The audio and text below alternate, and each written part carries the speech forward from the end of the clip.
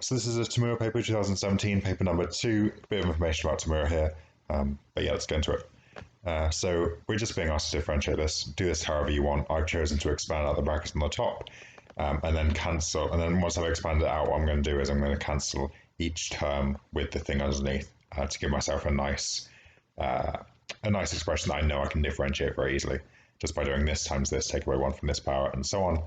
And then I'm just going to, because I've put it all in decimals, I'm just going to match up which is which. The signs are the best way of telling me. They've got their -1/2 first and their -2.5 last, but I can see I need a positive, positive, negative, which is only this one, I think. Yeah, that's the only case, so it must be this, even without looking at the numbers too closely. Okay, this one, well, I see this, I start drawing. There's 0, 6, there's 1, 8. The line there has gradient 2 because the rise is 1, sorry, the rise is 2 and the run is cross is 1. So that's the equation of the line. The perpendicular through Q is obviously going to have gradient -1/2 because it's the negative reciprocal of that. You know it goes to this point, so you can find the equation of that line as well as that. And now, okay, so I'm looking for a rectangle PQRS. So this is P and this is Q. R is down here, it says, at the x-axis. And then S is somewhere down here. Now, I actually don't really care where it is because I'm being asked for the area of this rectangle, this imaginary rectangle that I'm drawing here. Now, the area of a rectangle is just, it's 2 perpendicular sides multiplied together. So I just need this length, and I can ignore what's going on down here. So let's get this length, or I can do a little Pythagorean triangle here and work out that that's √5 just from Pythagoras. And then I can also do that here. Now that means I need to know this length, which means I need this point. I'll talk about that in a second actually, but yeah, okay, well this point, y is 0, you're not going up or down anywhere, so just put y is 0 into there, solve for x, times everything by 2, you get x is 17, which means this distance from 1 to 17 is 16, and so complete the triangle, it's 8 high, and then do Pythagoras to work out this length. Now before you do that though, just recognize that this length is half of this length, and we just did Pythagoras on a triangle with this length half of the other length. And so actually this big triangle that we're about to do Pythagoras on is just a bigger version of this triangle we've already done. In fact, it's exactly 8 times bigger, right? You just have to times this triangle by 8 to get to this one, which means this length here is just 8 √5. So much easier than doing Pythagoras. And then of course I just multiply this length by this length to get the area of this imaginary rectangle. 8 √5 times √5 is 40. You actually also don't need this point down here because if you had seen the similar triangles thing earlier, you could have worked out that because this height is 8, this length must be double it. You can do some angle stuff to work that out. And so this length must be 16, which makes that 17, and you wouldn't have to do this. But anyway, question number 3. Okay, so we've got a geometric series, so there's first term, blank, blank, fourth term. You times by r every time, which means this times by r 3 times is that, which means, of course, this. Divide both sides by 2 √3 to get this. And now this looks difficult to do because 9 doesn't have a cube root, nor does √3. 8 does, but anyway. So what I'm going to do is I'm going to change some bases around here. I'm going to say 9 is 3 squared, and √3 is 3 to the power half, and 8 is 2 cubed. And why am I doing that? Well, because now I can take away these powers to leave me with this. And now when I cube root, all I have to do is divide these powers by 3 to get this. And of course I can rewrite this as this because that's what that is and that's what that is. And so I've got my r now. And now the sum to infinity of a geometric sequence, if r is less than 1, bigger than 0, which this is this thing here. Now I know the starting term, I know r now, so I'm just going to put those into the formula. Sort this out. Bounce the 2 up to here, and then this isn't any of these, so I need to rationalize the denominator. Now, if you want to, you can be a loser and rationalize this properly, or you can just notice that this 4 √3 is the same as 4 √3 times 1, and then 1 is actually 4 minus 3, which is really cool because 4 minus 3 is a difference of 2 squares, and then you can cancel the common term there and there to get your answer, except that's still not on the list. So you just have to pop that √3 into there to make them happy, and you get this. Cool. Okay, this question is a bit weird. Given tan x is √3, find the possible values of sin 2x. Now, if tan x is √3, x could be 60, right? Because tan of 60 is √3. And if x is 60, then 2x is 120, and therefore sine of 120, which is what 2x is this. That's all fine. The problem is tan x being root 3 has more values than just 60. This is the tan graph. And 60 does give you root 3, which is about 1.7. But it also 240 gives you root 3. So x could be 240, or it could be minus 120. And then 2x, well, let's go with the 240 case. 2x would therefore be 480, and now you're evaluating sine of 480, which could be different. Now, actually, when you evaluate sine of 480, it also ends up being the same. It also ends up being this. And there is a reason for that, which is that if you look at the tan graph, when you're drawing the tan graph, you repeat yourself every 180 degrees. So you go up like this, you start at 0 and go up like this, and then you come back down from the bottom and go up like this. And then you just do the same thing, and you do that every 180 degrees. Now the sine graph repeats itself every 360 degrees. And so when you get your solutions to x to this tan question here, you have 60, and then you have 60 plus 180, or 60 minus 180, and then 60 plus 360. And it repeats every 180. You go 180 above this every time, or below it. And so when you're doing your 2x's, you're increasing by 360 each time, because you're doubling it, right? So increasing by 180 each time here means increasing by 360 each time here. And when you increase by 360 on the sine graph, you don't do anything, right? Because sine is periodic every 360. So if sine of 120 was root 3 over 2, then sine of 480 is also root 3 over 2 because it's in the same place it was before, and so on. And so this is a bit of a weird answer, but they've technically got it right. This is the only possible value, but the reasoning should probably have considered that it might not have been, even though it is. But yeah, quite an interesting question. Question number 5. Okay, so I'm looking at the statement here. I'm trying to figure out whether it's counterexample to any of these. Now, how do I make this into one of these things? Well, I notice it's this form quite easily, right? If I pick p as 3, then 10 times 3 squared plus 1 is 91. And 3 is an odd prime. That means that this is a counterexample to that, right? Because this is saying when p is an odd prime, both of these are prime, but we can see here it's not true. So that is a counterexample. This is a counterexample of that. Now, this makes 89, which I think is prime, but it doesn't matter because it says the word both. So this does counterexample that. Number 2, every prime greater than 5. Okay, I'm going to stop reading here because this is not a prime greater than 5. It's not a prime because of this. So this is completely irrelevant. Number 3, no multiple of 7, well, this is a multiple of 7, I guess, greater than 7 is prime.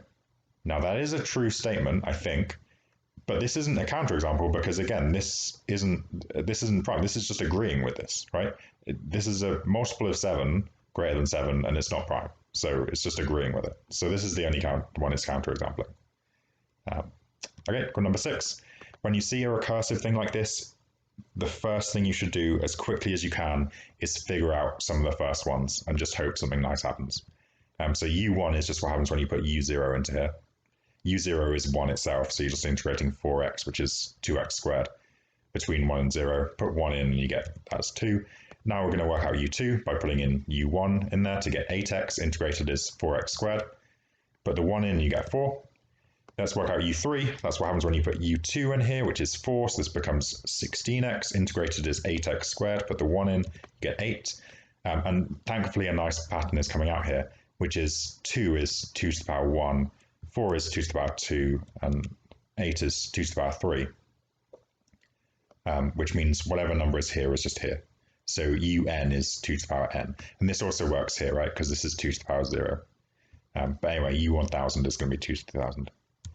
Number 7, so this is y equals a to the x, this solid line. And when you make an exponential steeper like this, that means you've made the base bigger. And so this is true. If you made the base bigger, this is going to be the result of it.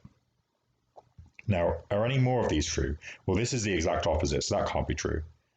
This one, if we do a little bit of messing with this, a to the kx, we can break that apart into the a to the k to the x.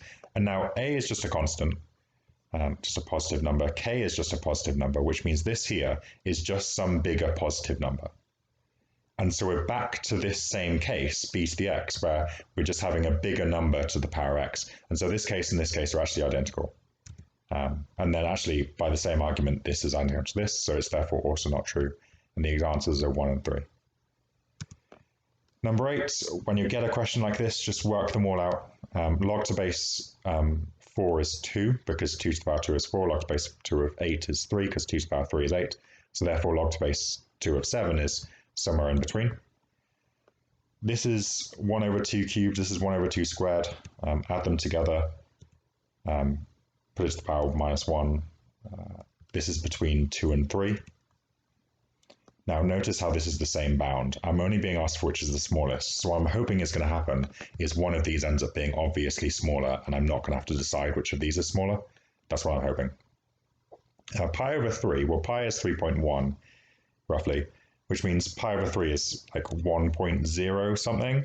Now 2 to the power 1 is 2, and 2 to the power 2 is 4. So I'm going to be super lazy and just say that this is somewhere between 2 and 4. It's definitely bigger than 2, and it's definitely less than 4. And again, I'm just hoping that one of these is going to be smaller, so I don't have to do any actual work here. Let's do this one. Now, root 2 is 1.4. I'm going to be so lazy here. This is 0.4. Now, when you cube 0.4, you're going to get a very small number. And when you do 1 divided by a very small number, like this number is going to be something like 0.2, roughly, 0.256, right? So you're essentially doing 1 divided by a quarter, which is going to give you like 4. It's going to give you a big number. Like much bigger than any of these lower bounds. Like this is much bigger than 2. So this is just some big number, relatively. This is sine pi over 4 all squared. That's what this notation means. Now sine pi over 4 is 1 over root 2, as we know. When you square that, you get 1 over 2, and 4 times 1 over 2 is exactly 2. So this must be the smallest, because everything else is slightly bigger than 2, or quite a bit bigger, but whatever. Number 9. Okay, so this is Fermat's last theorem, and the fact that this proof, in quotation marks, is 7 lines long tells me that A is not correct. But I guess I need to know something about Fermat's last theorem to immediately know that. And I also haven't figured out which of these is actually the right answer yet, but I know it's not A. But anyway, number 1 seems fine. Just take away B cubed from both sides. This is a very useful result to know, and it's correct, that the difference of 2 cubes is this. You'd see that a lot in STEP. So this is definitely something you should recognize and know is correct. Now this is problematic, this line, because what they've tried to do is they've said, well, A cubed is just A times A squared. Like they've broken this into their prime factors of A times A squared, and then assigned this factor to be the A and this factor to be the A squared. Right, because you've got A times A squared over here, and this times this over here. So they've just assigned those two things. And that's sort of okay. The problem is that that's only one case of what could be going on. If A is prime, it's nearly okay.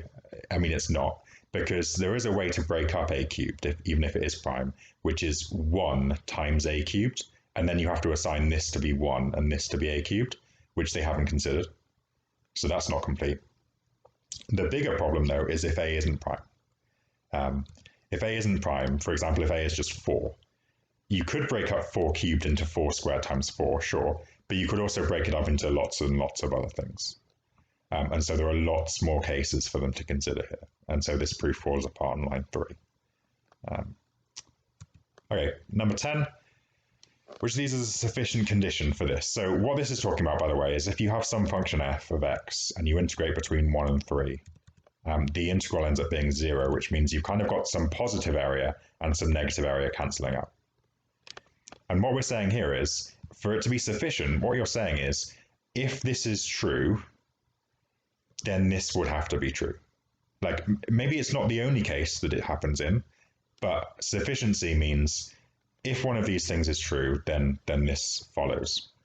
And so if you're ever given a question about which of these is sufficient, your best shout is just to come up with some counterexamples of this happening where this doesn't.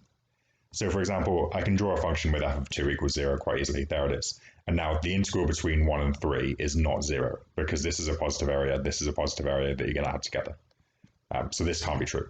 Likewise, I can draw a function here where f of 1 and f of 3 are 0. I actually just shift this function down because I'm so lazy.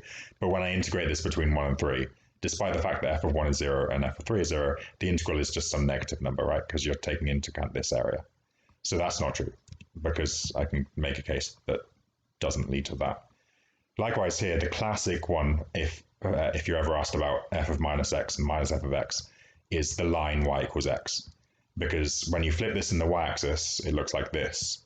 And when you flip it in the x-axis, it looks like this. So it looks the same. But when you integrate this between 1 and 3, this obviously isn't 0. So that can't be true. Now, these two cases are much more complicated. But getting it down to a 50-50 guess is pretty good. I use the mark scheme to help me out here. It's a very neat little spot that they did. You take this last one here, and you say, well, what happens if I just put a negative in this bracket here? I can write it like this, right? Because minus 2 minus minus x is the same as this. But now if you let y, say, be 2 minus x, then this expression becomes this expression, which I've already ruled out. So this can't be true because it's the same thing as this, which means this one must be the case, even though I haven't actually shown anything about it. I've just eliminated the other 4, which is fine.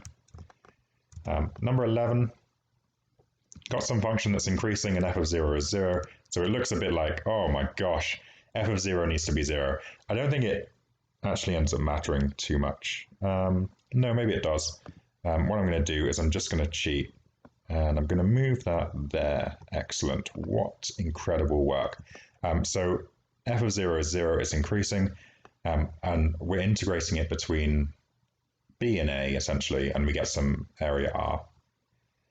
Now they're giving us another function, g of x, which is g of x plus, which is f of x plus 2f of b. Now f of b is this number here, like that goes here, I guess. This is awkwardly written because I moved the line and didn't move this with it, but that's better. So f of b is like this number here. So I'm going to add 2 lots of that to this curve to put it up here. So I've added 2 lots of f of b. And now what I'm being asked for is what expression is the area underneath g of x between a and b? Well, clearly it's r plus whatever is in this middle channel here. Now, the width of that channel is b minus a, and its height is 2fb. And you can maybe imagine, like, this is kind of just the same as a rectangle. If you cut off this bit here and like placed it up here, you just make a rectangle, height 2fb, width b minus a. So the answer is r plus 2fb times b minus a, which is this one here. Okay, number 12. Here's, thankfully they've drawn this, which makes this question okay. Cos is obviously this one, cos of 2 of x, and sine of 2 of x is this one. Now, I don't think I needed to do this, but I know that this point here is pi over 8, and I know that this point here is minus 3 pi over 8. I don't think I actually need that thinking about it. Now, they want me to draw tan of x, looking at the answers here. So let's draw tan of x. It kind of flexes up to infinity, at pi over 2. Terrible drawing, but it's going to do the job. It also, I know tan of pi over 4 is 1, so it reaches the crest of there. And likewise, it flexes down to infinity there. So that's my terrible drawing of this. Now, all I have to do here for each one of these cases is there a time in this picture where cos is the smallest graph? Cos, remember, is this one, the one that looks like a C. Is there a time when that graph is smaller than the sine graph, which is this one? So smaller meaning lower down in the picture, and then tan is the bigger one. And I think if I look over here, sure, cos is the smallest, followed by sine, followed by tan. So this is clearly true for like all the numbers over here, right? Anything between pi over 4 and pi over 2 actually is true. So that's fine. Can I find a place where cos is the smallest, then tan, then sine? Well, here, right? Cos is the smallest, then tan, then sine. So in this little channel here. So that's fine. Can I find a time where sine is the smallest, followed by cos, followed by tan? So where is sine the smallest? Well, it's the smallest here. It's actually only the smallest in this little part here, between minus pi over 4 and 0. But in all of that stretch, tan is the second smallest, not cos. Cos is the biggest in all of that stretch there. And that's the only point. This is the only bit where sine is the smallest. And so I can't find a case in which this is true. And I don't need to look at the rest. Number 13, which of the following must be true? So what I'm going to do is I'm going to try and find counterexamples. If I can find a counterexample, then it must be true. So I'm going to choose A to be 8.9. Why not? I'm going to choose B to be, and therefore that makes this number here this. I'm going to choose B to be 9.5 just for this example, because I'm just counter-exampling statement 1 at the moment. So I'm going to do 2 later. But let's just choose A to be slightly smaller. So that makes this, that makes this, add them together, and you get a number that is fine. You get C is 1.039. So this doesn't have to be true because I've got a counterexample and it works fine. Okay, counterexample this one, so just go the other way around. Like literally the other way around. I'm just being so lazy. Now, when you do that, you actually can't do it. Like you can't get a 1 here, which is what you need. Now, I haven't really shown that yet. But even if you try making this bigger, that just adds value over here, which doesn't make a difference to over here. And even if you try and make this as close to 9 as possible, you still can't manage to get, like the biggest you can have in either of these is 9s, which makes this an 8 with a 1 left over. But you can't make this a 1, and you can't make this any higher than 8, so you can never really make this higher than 9. Now that's a flimsy argument, but the good news is, looking at statement number 3, I already have a counterexample. Because look at the first one I did. A is bigger than C. A is 8.9, C is 1 point this. And likewise here, this also counterexamples statement number 4, because B is bigger than C. And so it must be 2. Because I counterexampled all of these almost by accident, but it must be 2. Number 14. So this is a funny question because like it feels like quite a difficult question to answer. It's very unusual, but look what they're doing. They're drawing your eyes. They've literally put a crosshair over the thing that they want you to look at. They want you to look at the minimum point. Now this is a quadratic, so the easiest way to think about minimum points is to complete the square. So I'm going to complete the square. And it makes this. And so the minimum point of this original quadratic, the point P, is at B, C minus B squared, just flipping those over. Now, what about the minimum point of this graph? Well, again, I'll complete the square. And so its turning point is at B and then C minus big B squared. But it tells you that B is bigger than B. So the turning point of this graph is more to the right than the turning point of this graph because big B is bigger than little b. Right? So we're looking for a graph that's more to the right of this one. And likewise, if big B is bigger, this number here is smaller because you're taking away a bigger number. So it's further down. So it's more to the right and further down. That's the only one. So the answer is F. Number 15. So this is a really interesting problem. I highly recommend, if you enjoyed this problem, looking up what's called the Collatz conjecture, because that's what this is talking about. There's some good videos on YouTube about it. But anyway, let's do it. So what this is saying is, if you put in some number, so f of 1 is 5, f of 2 is 3 times f of 1 plus 1, but only if your starting answer is odd. If your starting answer is even, then you do this rule instead.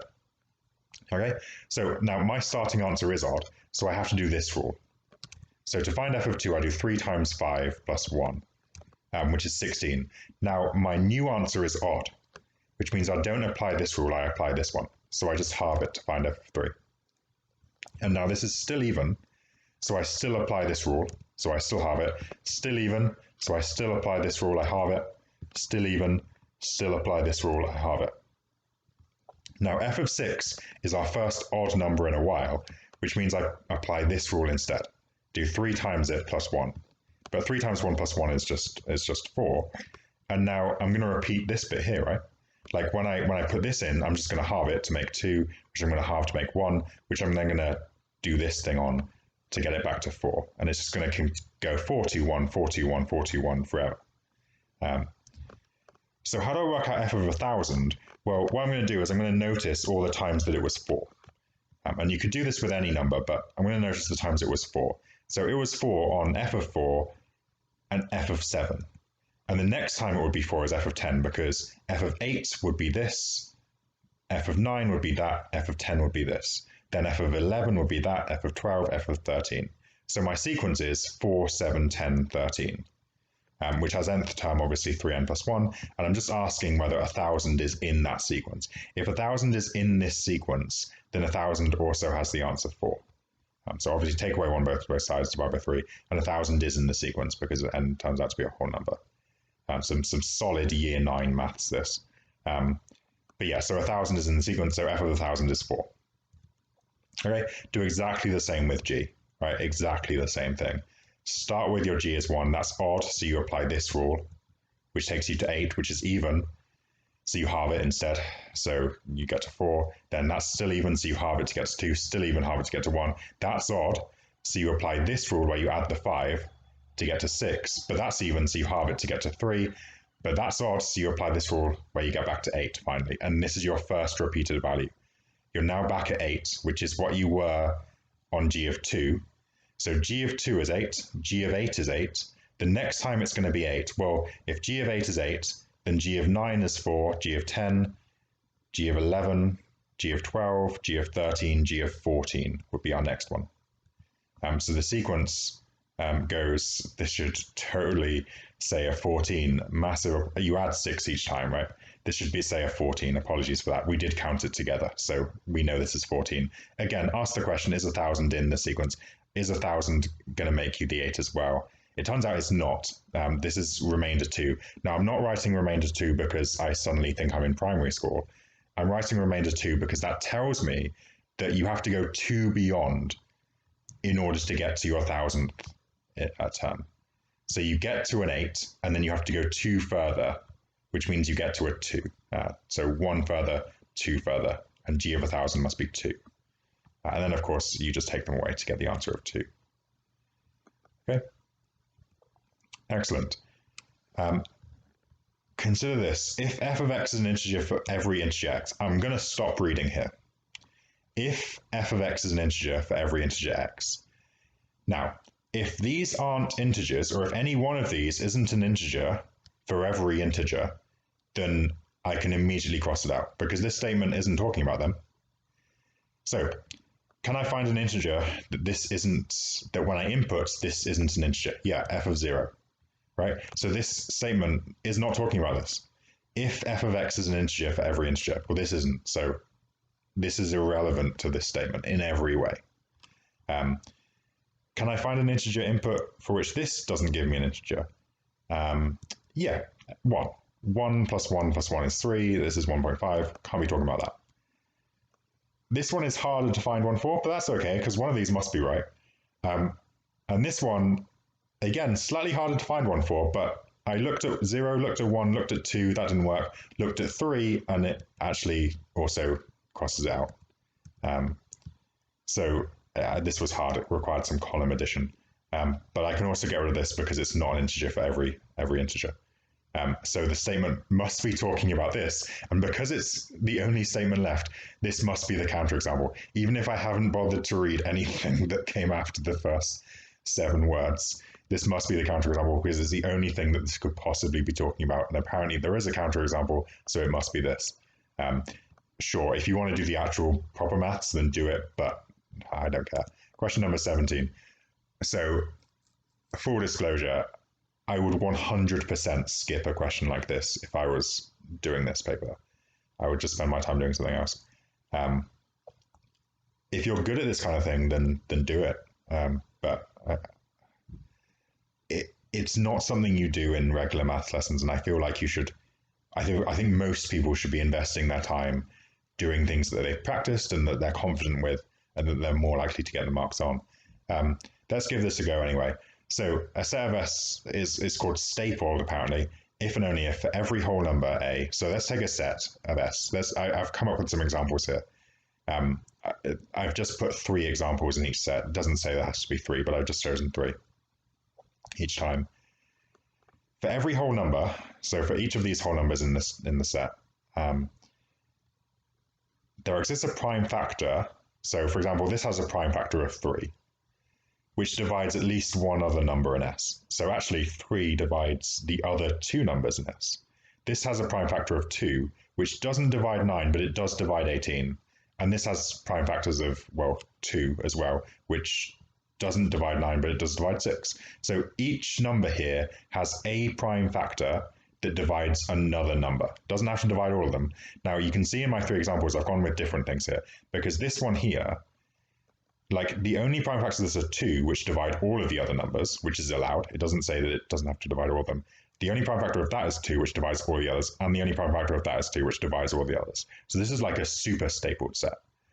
And that's going to be useful coming up later on. And this is less so, right? Because this has a prime factor of 3 and 5. Now, 5 doesn't divide any of the other numbers, but that's okay because you don't have to have all of your primes divide another number. You just need to have a prime do it. And it just needs to be on another 1. So this has a prime factor of 3, which does divide this and this, even though it doesn't have to divide both, but it does in this case. And likewise, this has a prime factor of 3, which does divide that and that. But it doesn't have to do both, just like this has a prime factor of 2, which only divides this and not that. You just have to have a prime factor that divides a other number in this set. That's your minimum kind of requirement. Okay. Which of the following is true if and only if T is not stapled? Now, the reason I've got examples here is because if I read through this and any one of my examples fits with this definition, then this definition can't be right because these are examples of stapled sets. So if I'm trying to define a non-stapled set, these can't agree with it, right? So let's read it. For every number A, interesting, there is no prime factor which divides every other number in T. So let's look at this set here. Now, for the number 8, 8 only has the prime factor of 2, which does divide every other number, right? So, in fact, so that doesn't actually work for this one. There is no prime factor which divides every other number. No prime factor. I'm getting stressed. I practiced this so hard because I did understand it about 2 hours ago, and now I've already forgotten what I was doing. So there is no prime factor of, so 18 has prime factors 2 and 3, right? So was this the one that counterexampled that?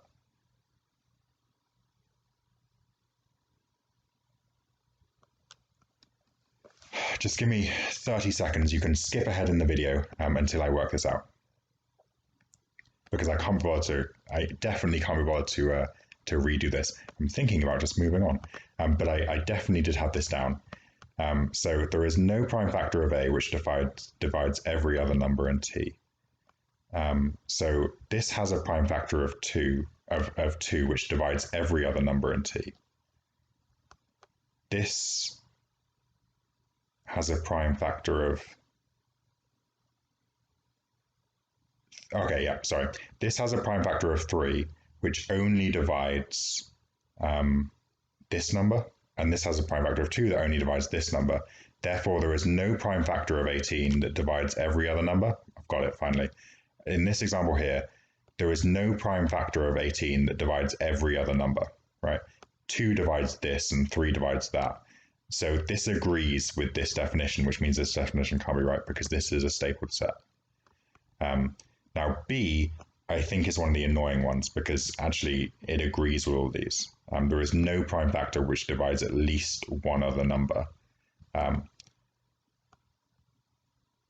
All of these have a prime factor that divides another number in the set. That's what I was saying before, right? Like they all have a prime factor that divides something else. So this doesn't counterexample any of these.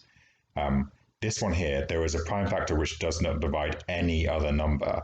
Well, here, this has a prime factor of 5, which doesn't divide any other number. And this has a prime factor of 7, which doesn't divide every other number. And this has a prime factor of 11 that doesn't divide every other number. So this set counterexamples that. Like this agrees with this. So this can't be the definition of a not stapled set. Because this is a stapled set and it agrees with it. For every number in A, there is a prime factor which does not divide at least one other number. Well, again, this is because this has a prime factor of 5, which does not divide any of the numbers, let alone at least one. So again, this agrees with this, which means this can't be right. There is no prime factor which divides every other number. Or this has a prime factor of 2, which divides every other number. So that gets rid of that. F is another complicated one because it's just like this one, right? There is no prime factor which divides at least. None of these disagree with this, so I can't get rid of that. There exists a number in A which I'll talk about what to do with these two at the end. There exists a number in A which such that there is a prime factor which does not divide any other number in T. So again, there exists a number 15 such that a prime factor, so 5, does not divide any other number. This is fine with this and this. Like this is an example of this happening. So that can't be right. And finally, there exists a number. So again, let's pick the 15. So it's a prime factor of A which does not divide at least one other number. Well, the 5 doesn't divide any of the others. So this is fine with this as well. So get rid of that. And finally, we're left with these two. Now, the problem with these two is that we've got an if and only if statement. So only one of these two things can define being non-stapled. Now the problem here is if for every number there is no prime factor which divides at least one other number in T, then that means that there exists a number such that no prime factor divides another. Because notice how the remaining segment of this statement is exactly the same as the remaining segment of this statement. Which means if this is true for every number in T, this happens, then that means that for some number in T, this happens, right? So this can't be true because it makes this true. And we can only have one of them be true. So that can't be true, which means this therefore is. I apologize for getting a bit messed up there, but I am quite tired and I don't find these questions very easy myself.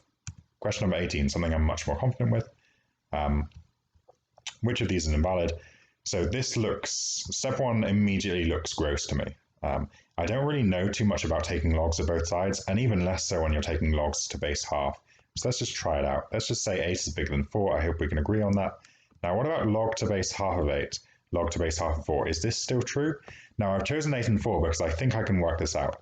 Essentially, log to base half of 8 is asking, what number do you need to raise a half to get 8? And well, to do this, I'm going to have to flip this fraction over, so x is going to have to be negative. And alarm bells are ringing because, negatives around inequalities is messed up. So it has to be negative, and then I have to cube the 2 to make the 8, right? So x has to be negative 3. And likewise, the same logic tells me that this, to make a 4 here, is going to have to be negative 2. But negative 3 isn't bigger than negative 2. So when you take the log of base half, the sign has to be considered. So there's a problem in step 1. Question number 19. Which of these is sufficient? Okay, again, sufficient is talking about if this is true, then this is implied kind of thing. Now, I'm not going to do this in the same way I did the last one, I don't think. I'm going to draw this one out. So 1 root, this is a cubic. So it starts down here as a positive cubic, starts down here, ends up here. And now it goes through A, where A is some constant. So I'll just put it here for now. Now, this could look like this and just have 1 root. It could just make a gradual curve like this and just have 1 root here. Or it could go up here, down here, and have the 3 roots. And it's saying it wants me to only have 1. Now, to do that, I'm going to figure out which it is. I'm going to differentiate this and find some turning points. So if f of x is this, differentiate it to get this. And now I'm going to look for where this is 0 to find the stationary points of the graph. So where is this 0? Well, factorize and then say x is either 0 or 2. And now if x is 0, then I can find out what f of x is. If x is 0, just put in 0 into here, and you get f of x is a. So actually that's this point here, right? So that's actually a stationary point where x is 0 and f is a. Or when x is 2, you put in 2 here, 2 cubed is 8, minus 12 plus a, and you get a minus 4. So you either have this stationary point. Now I like to draw lines through my stationary points to tell me that the graph goes flat through them and then continues. Or you have at x is 2, a is, the graph is a minus 4. So this is a possible setup, and it has 1 root, right? Now, what am I taking for granted here? I'm taking for granted 2 things. Firstly, that a is positive, because I put the y-intercept there at a positive number. But more importantly, I'm taking for granted that a minus 4 is positive. Because if a minus 4 is negative, then this point here would be down here somewhere. Like if a was 2, this would be minus 2, and this point would be down here. And then the graph would have 3 roots, right? Because it would cross this axis twice on its way down. So I'm having to say here that a minus 4 is positive, so a has to be bigger than 4. So if a is bigger than 4, I have one root. I'm very happy about that. But that's just one case where I have one root. Now notice a can't be bigger or equal to, because if a was equal to 4, this would just touch this line and have two roots, one here and one here. So this isn't correct. And in fact, this doesn't appear anywhere here. So I'm going to have to do some more work. And what work am I going to have to do? Well, what if a is negative, right? What if this graph is completely wrong and a is negative and it's down here? So I'll just record what I've figured out so far. But if a is negative, these stationary points don't change. It's still 0a. That's still a stationary point. And it's still 2a minus 4. Now, if a is negative, a minus 4 is definitely lower than it. And this looks like it has one root. And so if a is negative, I have one root. Like, I definitely have one root. But there's nothing here talking about a greater than 4, a less than 0. And the reason there's nothing here is because I'm just looking for a sufficient condition. I'm not looking for every single case, just something sufficient in here. And after a bit of thinking, you can figure out that this one here, a, that's the sufficient condition. Because if the modulus of a is bigger than 4, so if a is a positive number, then that's just this. But if a is a negative number, then you're saying that you're allowed anything less or less negative than minus 4. You're allowed like minus 5, minus 6, minus 7, all the things in between, which does agree with this. It just doesn't have all of the cases, right? So this is a sufficient condition because if a is bigger than 4, this is fine. If a is like negative 4, negative 5, then we've also agreed that it's fine, but it's just missing the minus 4 to 0 cases. I'm not really sure why they set up the question in that way, why they didn't just get you to say a greater than 4, a less than 0, but sure. Question number 20, last question, which is good because I'm a bit done with this. But anyway, so you have a computer password that, this is a ridiculous question. Anyway, there's 5 letters to the password, A, B, C, or D, or E. You've tried this and it's not that. You've tried this and it's not that. You've tried this and it's not that, which means your only choices for this box are that. You can't get it immediately. Or this, for this box, you've got this choice. For this box, you got this choice. For this box, you got this choice. And for this, you got this choice. Now, let's just write out the possible combinations, because it feels like there might be lots, but there aren't. Like, if you pick B to start with, you could pick a C to go next, which means you need the E next, because there's no other place to put an E, which means you need the A, because you've already used the C, and then you need the D, because you've used the B up here. Or you could use the B first, then use the E, then use the A, then use the C, because you've already used the A, then use the D. And likewise, the exact opposite for if you pick D first, right? And you just get the same thing, but with the D's first and the B's last. So these are the possible ways that you could that your password could be. So you know after 4 more attempts, you'll definitely get it, because you could just attempt this, then this, then this, and then even if those weren't right, this would have to be. Unfortunately, so it might be more than 3, but unfortunately, it might be much better than that. Like, there might be a much better way to do it. And it turns out there is. And if you're the kind of person who can think through this, really well done, because I'm not.